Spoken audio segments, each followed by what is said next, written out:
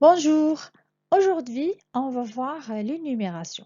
Donc l'énumération, ça vient du verbe énumérer, ça veut dire lister, nommer ou citer des choses l'une après l'autre. Tout simplement, c'est compter ou énumérer des mots comme on le fait avec les chiffres 1, 2, 3 pour éviter la répétition dans les phrases. Prenons par exemple cette phrase: J'aime les pommes, les bananes et les fraises. Donc, on voit bien ici qu'on énumère les fruits que j'aime, à savoir les pommes, les bananes et les fraises. Et moi, j'ai utilisé l'énumération ici pour éviter la répétition parce que l'origine de la phrase était trois phrases, à savoir j'aime les pommes, j'aime les bananes et j'aime les fraises. Donc, pour éviter la répétition, j'ai utilisé j'aime avec les trois mots. Donc, ce que je remarque aussi, c'est que ces mots qui sont énumérés, c'est-à-dire les pommes, les bananes, ils ont la même nature, c'est-à-dire ils sont des noms. Et ils ont la même fonction, à savoir un complément d'objet direct qui répond à la question quoi. J'aime quoi? J'aime les bananes. J'aime quoi? J'aime les pommes, etc. Donc, on peut conclure que l'énumération est le fait de rassembler une suite de mots ou des propositions qui ont la même nature, c'est-à-dire un verbe, un nom, soit un adjectif ou un adverbe, etc., ou qui ont la même fonction, c'est-à-dire un sujet, un complément d'objet direct, un complément d'objet indirect, et ainsi de suite.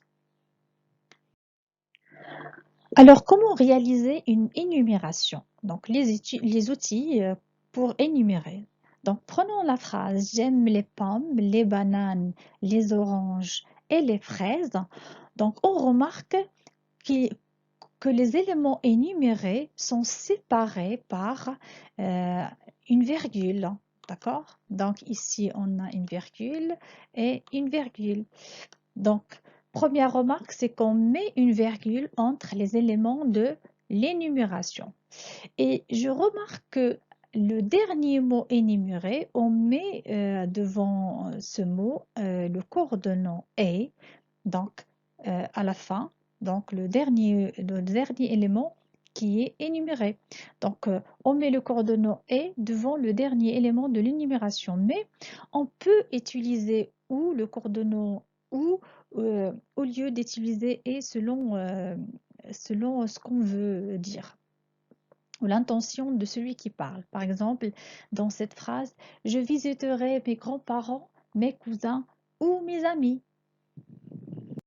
Passons maintenant à un exemple d'énumération. Donc, on a dit qu'on peut énumérer des noms, des verbes ou des adverbes. L'important, c'est qu'ils soient de la même nature et de la même fonction. Donc, ici, on va voir un exemple d'énumération de noms. Les pianos, les guitares, les flûtes et les tambours forment une harmonie. Donc, on voit bien que ces mots, le piano, le guitare et les flûtes et le tambour, sont tous des noms et qui ont la même fonction, un sujet, et qui font la même action, celle de former une harmonie. Donc, alors, l'origine de la phrase était les pianos forment une harmonie, les guitares forment une harmonie, les flûtes forment une harmonie et les tambours forment une harmonie. Donc nous, au lieu de répéter le verbe et l'action, on a tout simplement énuméré les sujets et on a mis une virgule entre les mots énumérés et le dernier mot, on a mis un et. Deuxième exemple d'énumération, on va énumérer des verbes. Donc, on a la phrase suivante, le chat mangea une souris, le chat marcha jusqu'à la porte et miaula pour attirer mon attention. Donc, voilà, ici, on a trois actions. Donc, verbe mangea, marcha et miaula, ce sont des verbes conjugués au passé simple et qui sont des actions faites par le chat. Donc, Donc, on a séparé les deux premières actions par une virgule et on a mis un coordonnant qui est devant la dernière action énumérée. Donc, pour ne pas répéter le même sujet qui a fait les mêmes actions, on a énuméré ces actions. Donc, parce que l'origine de la phrase était le chat mangea une souris, le chat marcha jusqu'à la porte et le chat miaula. Pourquoi énumérer? L'énumération est une figure de style. Donc, il nous permet d'écrire ou de dire d'une manière plus soignée, plus élégante et aussi d'éviter la répétition. Mais aussi l'énumération, on peut avoir d'autres effets, c'est ce qu'on va voir juste après. Donc, l'énumération peut maximiser dans la description et les portraits. Exemple de cette phrase, sa mère avait les yeux noirs, le nez droit et la bouche petite. Donc, ça rend la description plus courte au lieu d'écrire par exemple toutes les parties du visage. Deuxième lieu, ça permet d'insister sur certains éléments plutôt que d'autres, surtout insister sur l'état psychique ou physique du personnage. Par exemple, dans cette phrase, ce jeune homme était beau, magnifique et musclé. Donc, ça permet de mettre en valeur les qualités de ce personnage.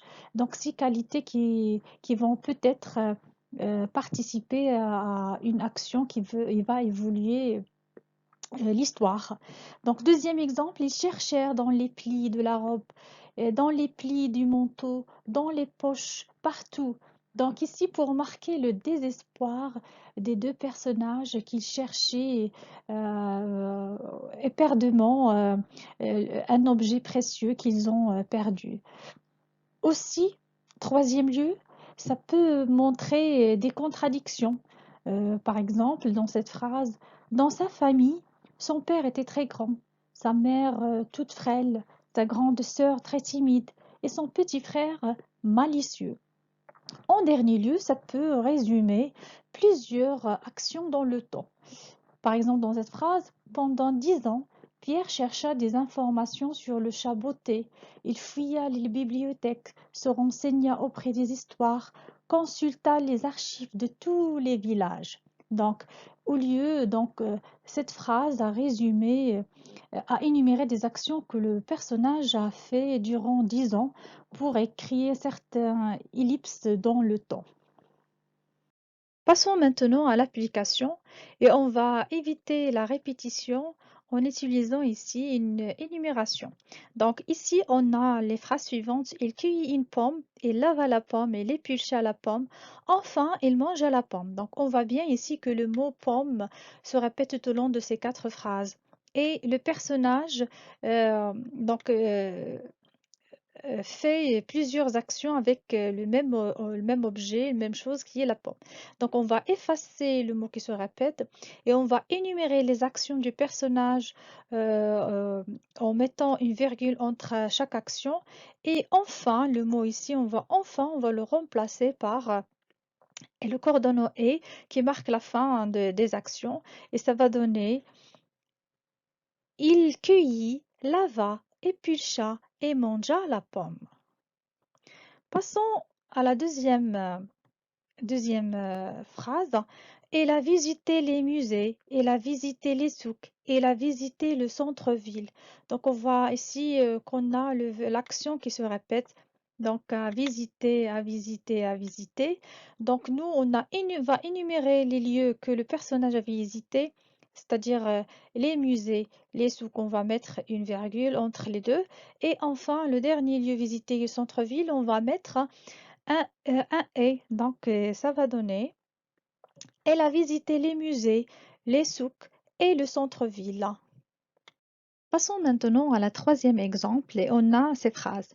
Je travaille énormément, je travaille passionnément, je travaille ardemment pour gagner ce poste. On voit bien qu'on a la répétition d'une action, celle de travailler, et on a l'énumération de la manière avec laquelle je travaille, avec les adverbes au moment. On a énormément, passionnément, ardemment. Donc, entre les deux premiers adverbes, on va mettre une virgule et la dernière qualification, devant la dernière, on va mettre un et. Ça va donner je travaille énormément, passionnément et ardemment pour gagner ce poste. Donc, passons à la quatrième exemple. On a ces phrases. Tu m'apporterais une bande dessinée, tu m'apporterais un roman, tu m'apporterais un album sur les animaux. Donc, aussi, on a la répétition de la même action, celle de m'apporter. euh, et on va énumérer les choses que tu m'as apporté, une bande dessinée, un roman, un album. On va mettre une virgule devant les deux premiers genres, les deux premiers objets. Et avant de terminer, on peut mettre soit ou et selon mon intention. Je peux dire, tu m'apporterais une bande dessinée, un roman ou un album sur les animaux, ou tu m'apporterais une bande dessinée, un roman et un album sur les animaux. Donc, j'espère que vous avez compris l'énumération, les exemples et l'application. Et merci et bonne continuation.